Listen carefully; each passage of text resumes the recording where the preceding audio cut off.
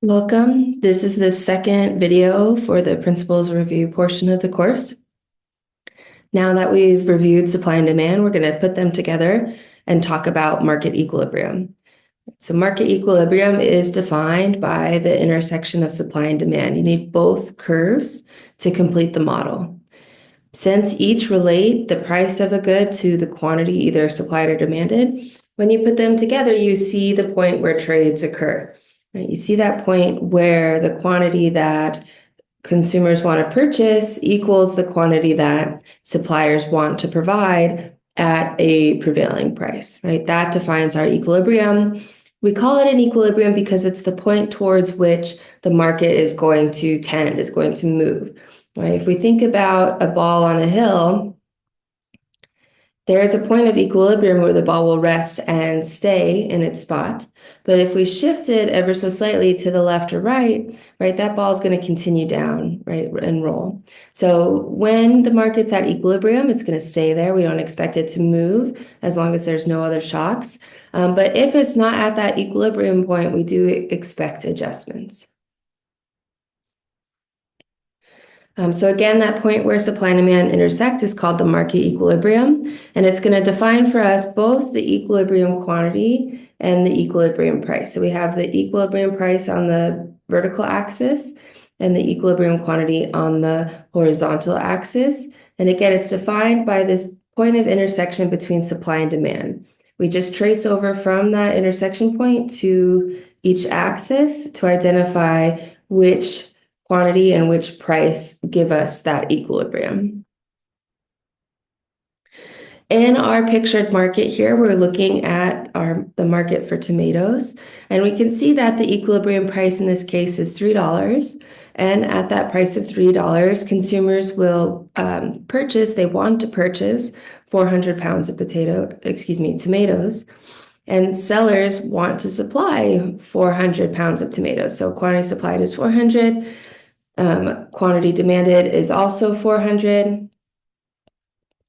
And so we get that equilibrium quantity where quantity supplied equals exactly quantity demanded, right? This equilibrium quantity arises because we've found the equilibrium price, right? It's the price that clears the market, meaning that what we've just discussed, buyers want to purchase exactly what sellers want to provide. And so sometimes we'll refer to the equilibrium price as that market clearing price because it clears the market, sets quantity demanded and quantity supplied into equality.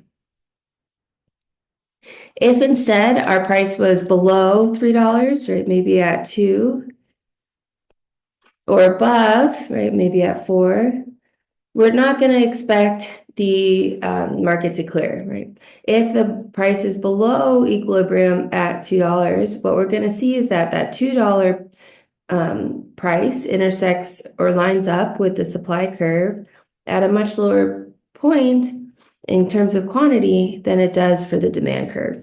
And so we have what we call a shortage, right? In this case, quantity demanded exceeds quantity supplied. And so consumers want to purchase more tomatoes than there are available from suppliers at a $2 price. In the other alternative, if the price is above equilibrium at, say, $4, that $4 intersects the demand curve now at a much lower point than it intersects supply. And so in this case, what we're going to see is a surplus. Quantity supplied now is exceeding quantity demanded, meaning that sellers want to sell a lot more tomatoes at that $4 price than consumers want to purchase. We can identify market equilibrium mathematically. So we have here our equation for our supply curve.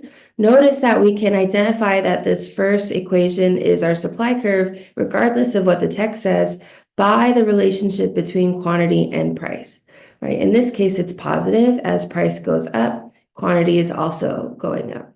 If we turn to our demand equation here, the second equation on the slide, we can identify this one, again, regardless of what the text says, from the relationship between quantity and price in the equation.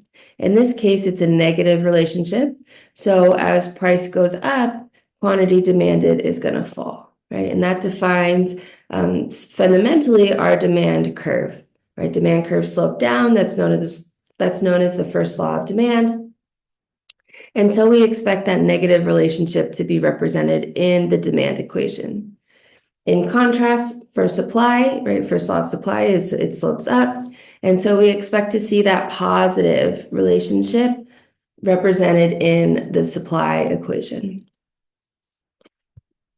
So we can set these two equations equal at Q because in equilibrium, right, quantity supplied equals quantity demand. So that quantity variable in both of our equations is the same.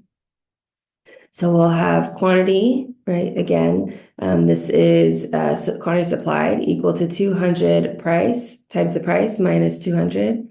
And quantity demanded, let's keep it at that, is equal to 1,000 minus 200 times the price. And we see that negative relationship and know that it's a negative. So setting these equal, we'll get 200 times the price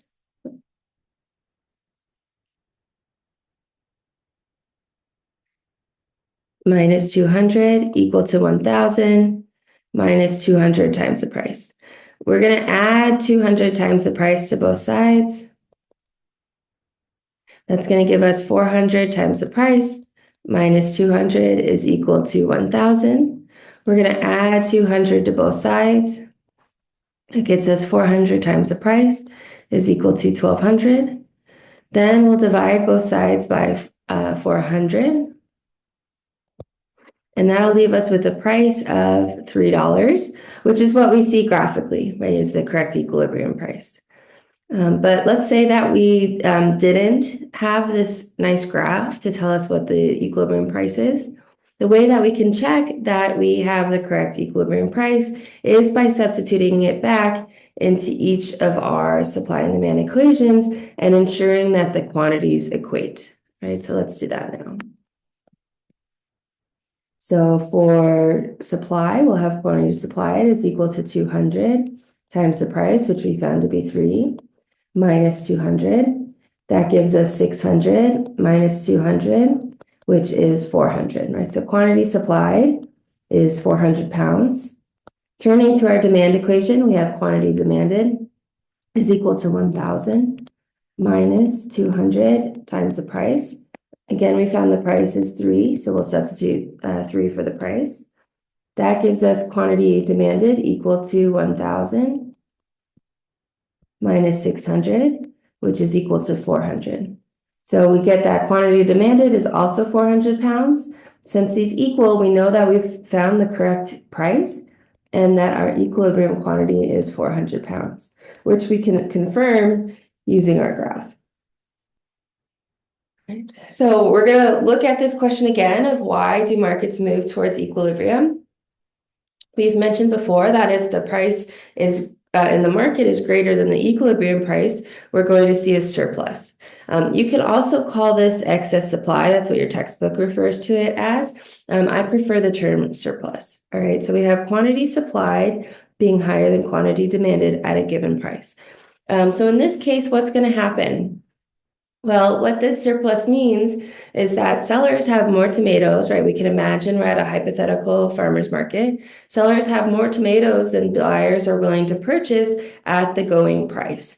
And so what sellers are going to start to do is compete with each other, right? They're going to compete with each other to capture the buyers that are there, right? They want to be the farmer who is able to sell all of their tomatoes at the market. They don't want to take them back with them.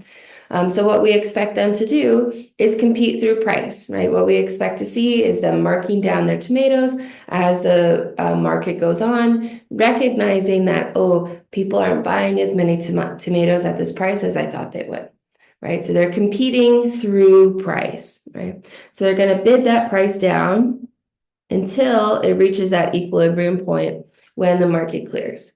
All of the farmers are able to sell their tomatoes. They've been seeing each other mark down their price, and they do so in response as well until they hit that point where the market clears. In reality, it's not going to be a very clean, oh, we hit the equilibrium point and we stop. There'll probably be some price movement. Oops, sorry about that. Oh, let's go back. Okay. There'll likely be some price movement around equilibrium. So they'll probably go too low and then come back up and go too high and then come back down and go too low until they find that sweet spot. Similarly, if the market price is below equilibrium, then we're going to see no market clearing. In fact, we get a shortage, right? Quantity demanded exceeds quantity supplied. So consumers want to purchase more tomatoes than there are available in the market. In this case, right, what do we expect to happen? Well, we said that markets are going to move back towards equilibrium. How is it going to do that? It's going to be due to buyers competing with each other, right? Now, in this scenario, we've all shown up at the farmer's market all wanting to buy tomatoes, and we see that there aren't many, right? There's not going to be enough for the number of tomatoes that we all want to buy. And so what we start doing is competing with each other as buyers through price, right? Maybe you offer the farmer, $1 above their selling price, and I double your offer, right? So I'm trying to get the farmer to sell to me by offering a higher price. And so buyers are going to push up that price until it hits that equilibrium point when the market clears, right? We're all able to buy as many tomatoes as we want at that price, okay? So notice with that price adjustment, right, as the price goes up, quantity supplied increases. So farmers are actually saying, I actually have more tomatoes in my truck. Let me go get them.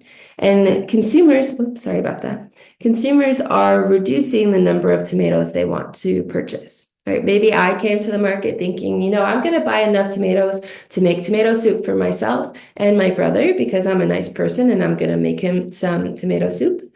And then as that price goes up, I'm thinking, he doesn't like tomato soup that much anyways. I'm just going to buy enough for me. Okay. So there's adjustment on both sides. This is true in our surplus example as well, right? As that price falls, we're going to see consumers choosing to purchase more. There's like, oh, tomatoes are cheaper. Yeah, I'll buy more. I'll make my brother some soup too. And sellers are reducing the quantity that they're supplying, right? They might say, okay, I'm going to put some of these in my truck. We're going to try another market. I'm not willing to sell these additional ones at this lower price. So we're seeing in both cases, quantity supplied and quantity demanded responding to changes in price, okay? So what that means for us here, I want to draw our attention to, we have quantity responding to price.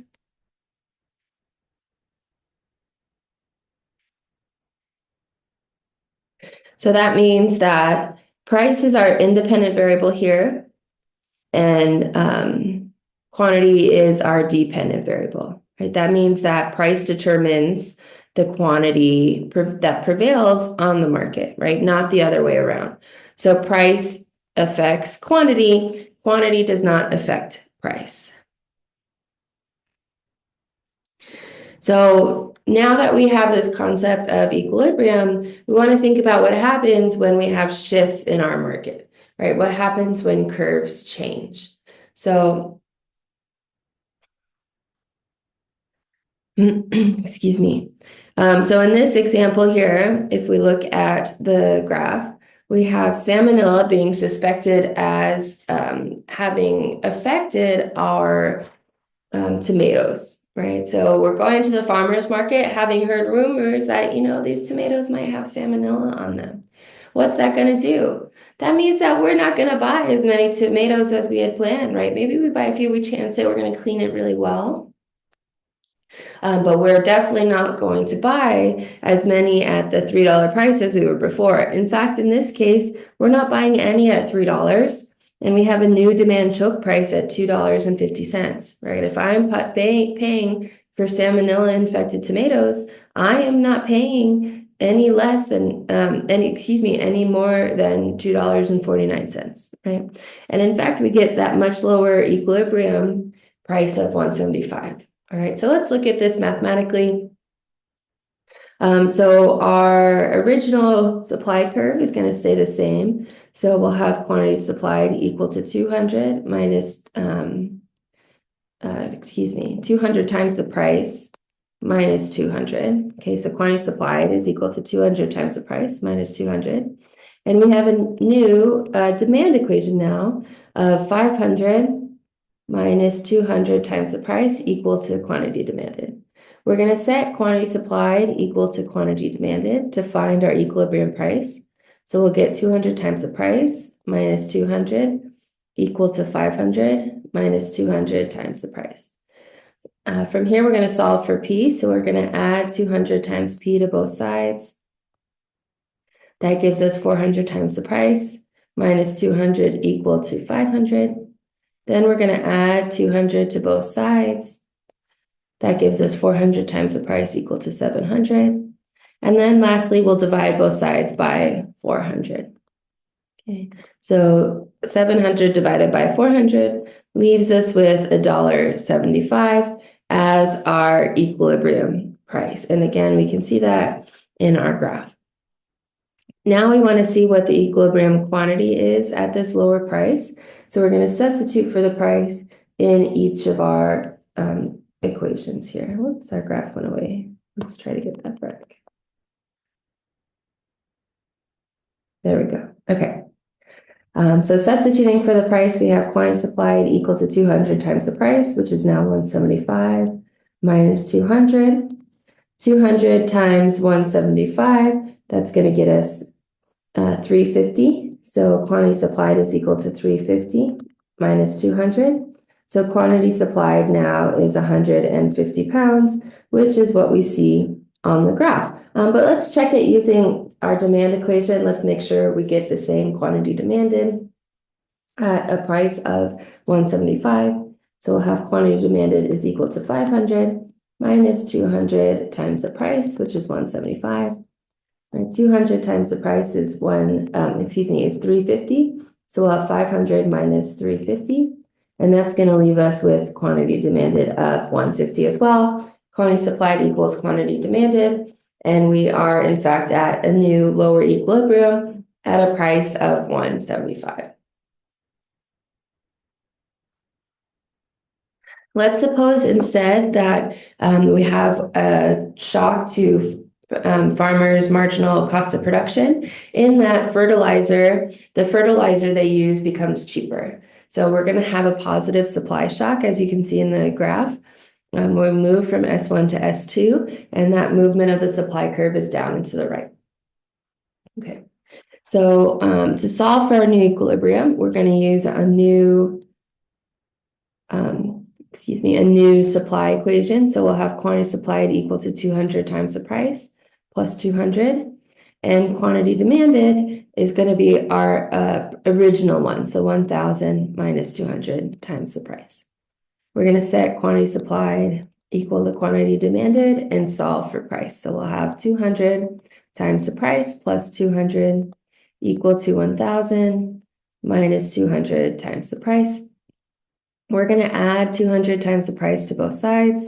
So we get 400 times the price plus 200 equal to 1,000. Now we'll have we're going to subtract 200 from both sides. So we're left with 400 times the price equal to 800. And if we divide both sides by 400, we get that the price is equal to $2, right? Which is what we see in our graph, but let's check it to ensure that our quantity supplied and quantity demanded are the same at this new price. So for supply, we have quantity supplied equal to 200 times the price, which is 2, plus 200. So we get quantity supplied is equal to 400 plus 200, which is 600.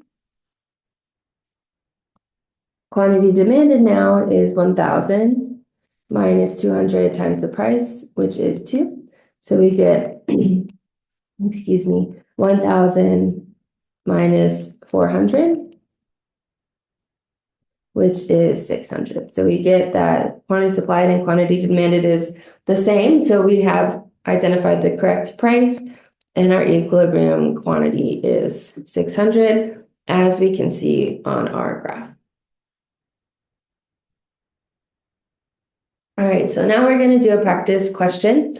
Thinking about how different changes in factors besides price and price, impact our market. All right, so each of these is going to represent a factor that shifts either supply or demand, and we want to identify which one is going to result in an increase in equilibrium price and a decrease in equilibrium quantity. All right, and we're looking at the market for burritos. So I'm going to swap over to our notebook so we have more space to figure this out. Okay, oops, that's not right.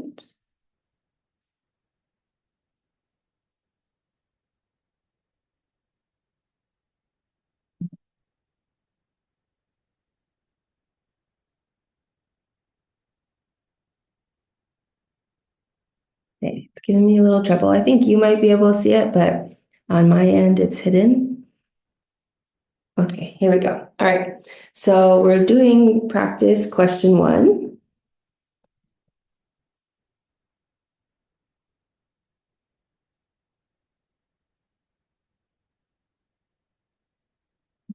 Okay.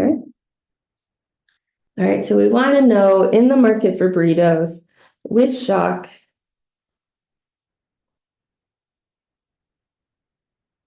produces an increase in price and, let's see, a decrease in equilibrium quantity. Okay, so first we have an increase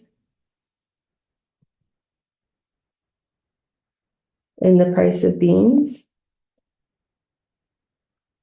which is an input into burritos. Okay, so if we draw our market for burritos, right, we're going to start by drawing our initial market before any shock.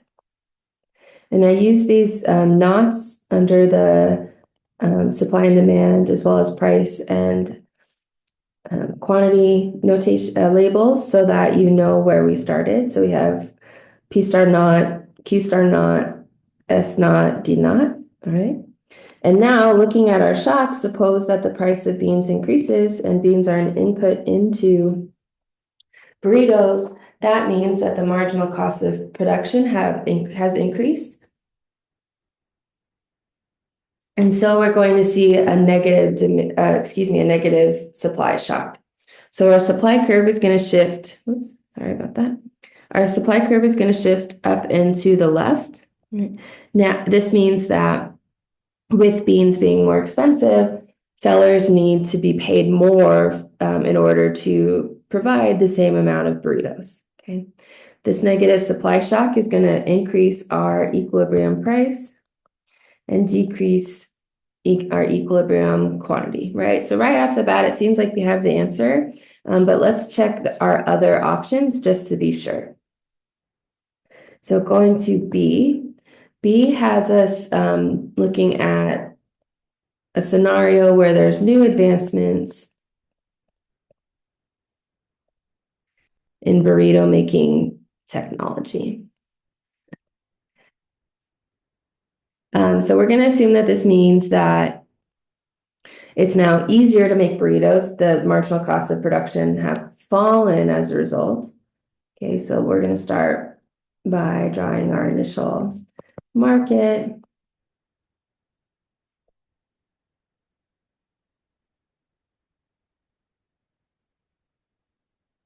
And then think about how do we represent a fall in the marginal cost of production, right? Well, it's going to be a positive supply shock. So our supply curve is going to move down and to the right. That's going to push down our price and increase equilibrium quantity. So this is exactly the opposite of what we're looking for. So that's not our answer. Moving on to option C, we have a news report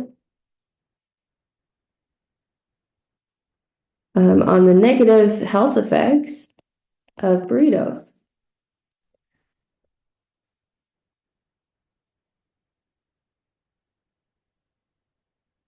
All right, so this is going to impact our demand equation, right? It's going to it's going to impact our demand curve. It's going to change consumer preferences regarding burritos. If people know that it's bad for their health, the idea is they're going to consume fewer burritos, right? They demand them less. And so we're going to represent this as a negative demand shock. All right, that demand curve shifts down and to the left, and we're going to have now burritos being sold at a lower price and fewer of them being traded. Again, this isn't what we want. We want an increase in price and a decrease in quantity. So this is a decrease in both. So let's move on to our final option, D. D says that now there is an increase in the price of tortilla chips, which is a complement to burritos.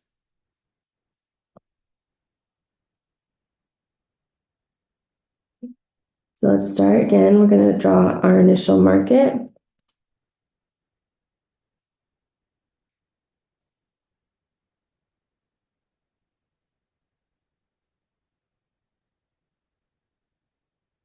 A change in the price of a complement is going to affect our demand curve. And in this case, the price of tortilla chips went up. So now we have fewer dollars to spend on our burritos because we're spending more on tortilla chips. So this is also going to be a negative demand shock, right? That curve is going to shift down and to the left. And we'll again have a lower price and quantity in equilibrium. So it seems very clear then that the only shock that increases our price and decreases quantity is A, right? When we have that negative supply shock, in this case, due to an increase in the price of beans. Let's return to our slides. I believe next we have another practice question, so we'll probably be back in that notebook pretty soon.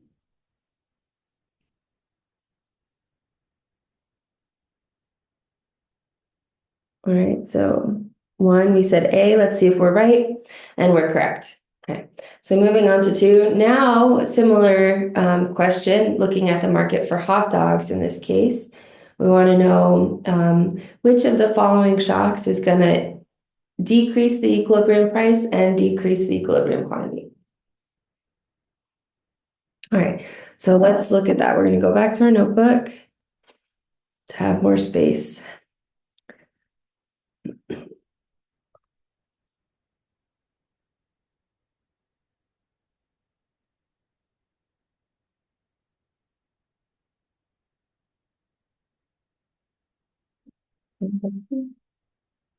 Okay. So now we're looking at practice question 2.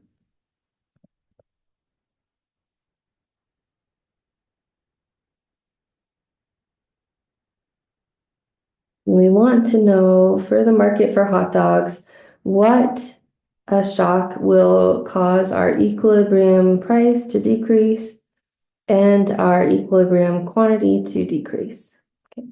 So our first shock here is an increase in consumer preferences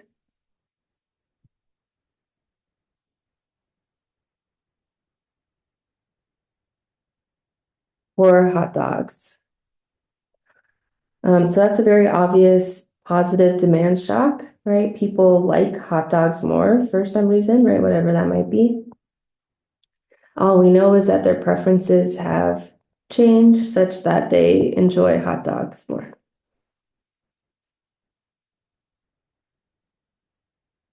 Okay, so we've drawn our initial market, and now we want to show that positive demand shock. So we're going to shift our demand curve out into the right.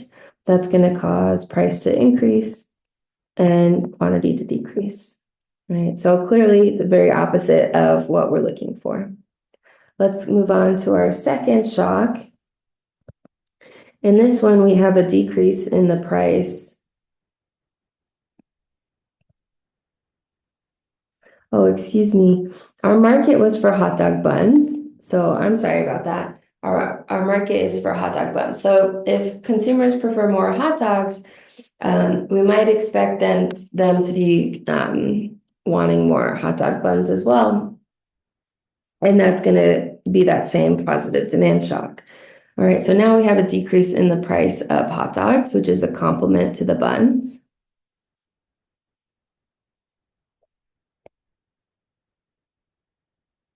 Okay, so when we look at the market for hot dog buns,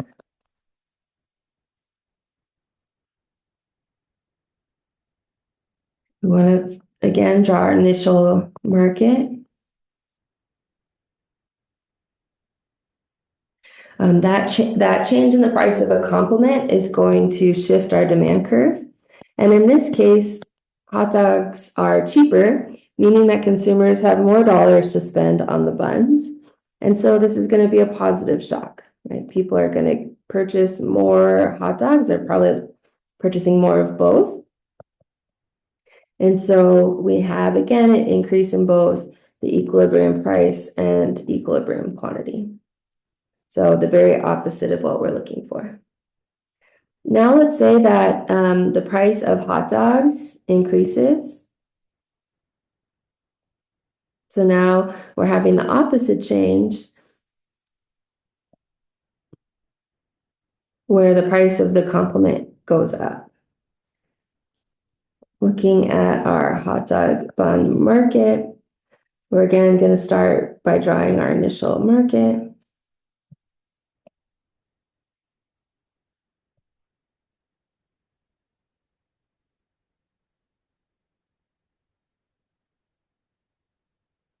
And then thinking about that price change, right? When hot dogs become more expensive, consumers now have fewer dollars to spend on the buns. And so this is where we get a negative demand shock, which is going to push down our price as well as our quantity. All right, so this is what we're looking for. So we're thinking the answer is probably C, but let's look at our last shifter just to make sure. So D, we have an increase in the price of flour.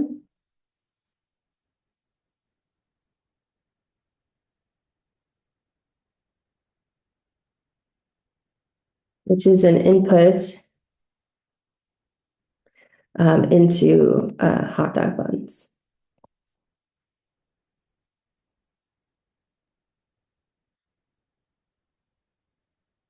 All right, so looking at the shock, we're going to draw our initial market to see where we start.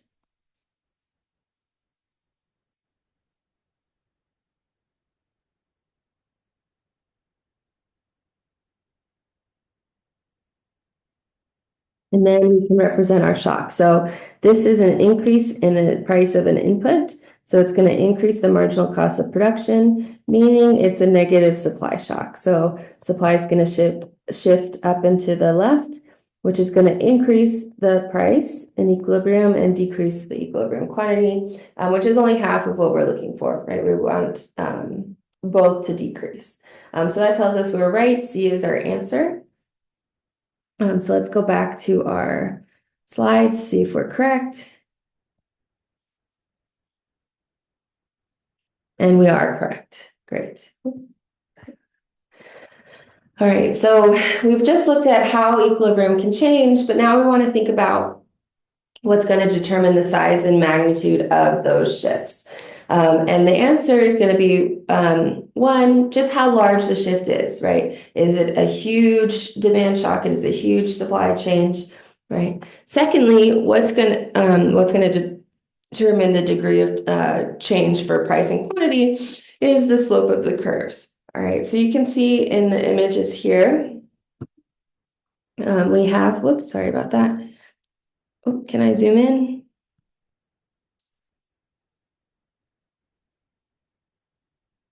I guess not. Okay, let's go ahead then and go to, oh, there we go, I zoomed in. Okay, so starting with our top image here, we can see that initially the supply curve in this graph A is very flat, meaning that when the price goes up just a little bit,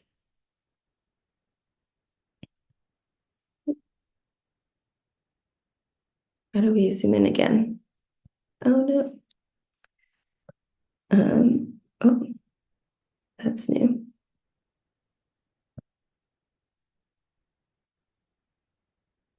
Sorry, y'all. I'm just trying to figure out what is going on.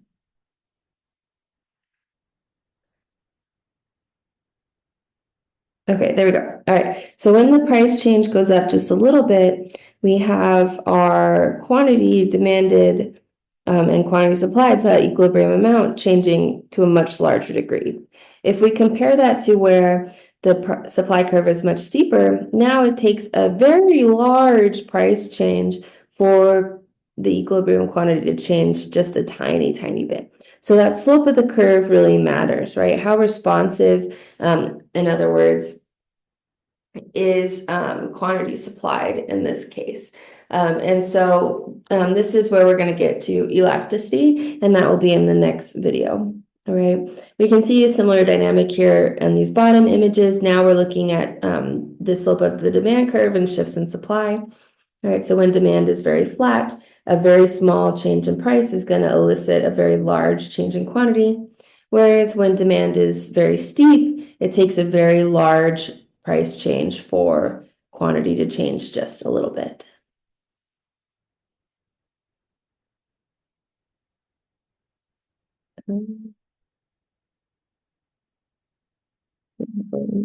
Okay. All right. So what if now we have supply and demand changing at the same time rather than one at a time, right? Well, as you can see in these images included on the slide, it's a mess, right?